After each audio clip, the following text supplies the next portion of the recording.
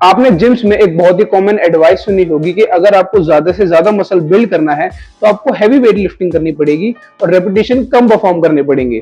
लेकिन सबके माइंड में एक ही कंफ्यूजन रहती है कि कितना हैवी वेट लिफ्ट करे और कितने कम रेपिटेशन परफॉर्म करे अगर हमें अपनी ज्यादा से ज्यादा मसल ग्रोथ अचीव करनी है तो। इसका मोस्ट एक्यूरेट आंसर जानने के लिए आइए एक बार रिसर्च की तरफ देखते हैं कि रिसर्च क्या बोलती है। 2021 में एक रिसर्च आर्टिकल पब्लिश किया गया था जिस स्टडी में रैंडमली रेजिस्टेंस ट्रेन्ड मैन के दो ग्रुप्स बनाए गए।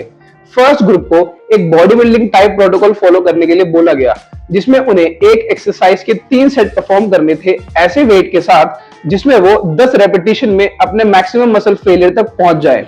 और सेकंड ग्रुप को एक power lifting type protocol follow करने के लिए बोला गया और उसी एक्सरसाइज के उन्हें 7 सेट परफॉर्म करने के लिए बोला गया ऐसे वेट के साथ जिसमें वो 3 रेपिटेशन में ही अपने मसल फेलियर तक पहुंच जाएं। दोनों ग्रुप्स को एक हफ्ते में सिर्फ 3 बार ही एक्सरसाइज परफॉर्म करनी थी और ये ट्रेनिंग 8 हफ्तों तक चली और 8 हफ्तों के बाद रिजल्ट्स ने दिखाया कि दोनों ग्रुप्स के बाइसेप्स मसल की थिकनेस एकदम सेम थी, कोई डिफरेंस यहाँ पर नहीं देखा गया। ऐसी ही एक और स्टडी हुई जिसमें पार्टिसिपेंट्स को 8 हफ्तों के लिए 3 टाइम्स पर वीक स्क्वाट और बेंच प्रेस परफॉर्म करने के लिए बोला गया।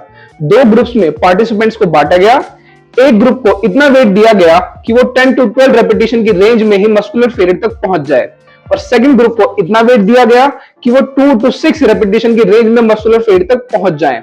और 8 हफ्तों के बाद दोनों ही ग्रुप्स के चेस्ट मसल्स और क्वाड्रिसेप्स मसल में हमें सेम मसल ग्रोथ देखने को मिली, कोई डिफरेंस यहां पर नहीं था। इन स्टडी से हमें एक आंसर तो अपना क्लियर मिल चुका है कि चाहे आप हैवी लोड्स के साथ कम रेपिटेशन परफॉर्म करो या फिर मॉडरेट टू लाइट वेट के साथ ज्यादा रेपिटेशन परफॉर्म करो, आपको मसल ग्रोथ दोनों ही केस में सेम देखने को मिलेगी। बट पहले वाली स्टडी में ये देखा गया कि जिस ग्रुप ने power lifting type protocol follow किया था, मतलब जिन्होंने हैवी वेट के साथ कम रेपिटेशन परफॉर्म किए थे, उन सब में ओवर ट्रेनिंग और जॉइंट रिलेटेड इश्यूज ये सब देखने को मिले।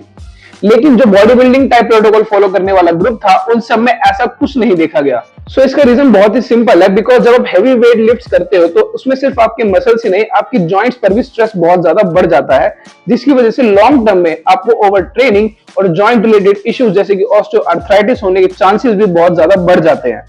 यस, हैवी वेट लिफ्टिंग आपकी जॉइंट्स के लिए लॉन्ग टर्म में हेल्दी नहीं है। नाउ इस स्टडी में यह भी बताया गया था कि अगर आप बहुत ज्यादा लाइटर लोड्स के साथ बहुत ज्यादा हाई रेपिटेशन परफॉर्म करते हो, मतलब अबाउट 20 और 25 रेपिटेशन अगर आप किसी लाइट लोड के साथ परफॉर्म करते हो, ये भी आपके सेंट्रल नर्वस सिस्टम पे बहुत ज्यादा टैक्सिंग हो सकता है। बिकॉज इतने सारे रेपिटेशन परफॉर्म करने के लिए मस्कुलर फेलियर तक जाने के लिए आपको कंटिन्यूअसली एफर्ट लगाना पड़ेगा, जिसकी वजह से आपकी बॉडी में फटीग बहुत ज्यादा एक्यूमुलेट होगा।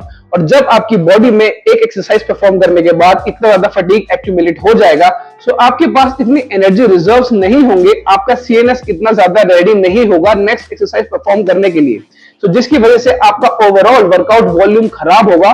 गाइस, प्रैक्टिकली देखा तो moderate weight lifting with in 8 to 12 rape range आपके लिए सबसे ज्यादा इंजॉयबल है और एक बहुत ही ज्यादा सस्टेनेबल अप्रोच है, बिकॉज इसमें ना ही आपको कोई जॉइंट रिलेटेड इश्यूज होते हैं और ना ही आपका सीएनएस इतना ज्यादा डिप्रेस होता है। आपका ओवरऑल वर्कआउट वॉल्यूम अच्छा बना रहता है। Alright, thank you so much for listening. I hope आपको अपने लिए बेस्ट आंसर मिल गया होगा। अगर आपको कोई भी क्वेश्चन है तो आप कमेंट बॉक्स में पूछ सकते हैं या फिर इंस्टाग्राम पे मुझे डायरेक्टली डीएम कर सकते हैं। मैं मिलूंगा आपसे नेक्स्ट वीडियो में। Bye bye.